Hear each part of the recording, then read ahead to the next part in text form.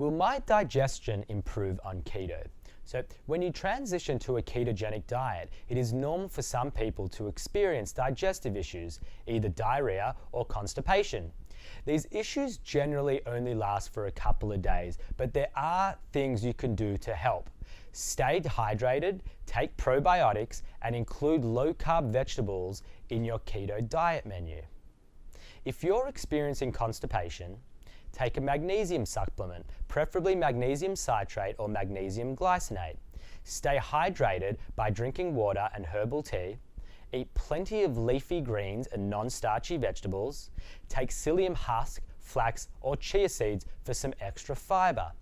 If you're experiencing diarrhea, you might be ingesting too much fat, so try and just lower that fat intake. And if you have digestive issues, try not to go over 80% of your calories from fat and avoid coconut oil and MCT oil.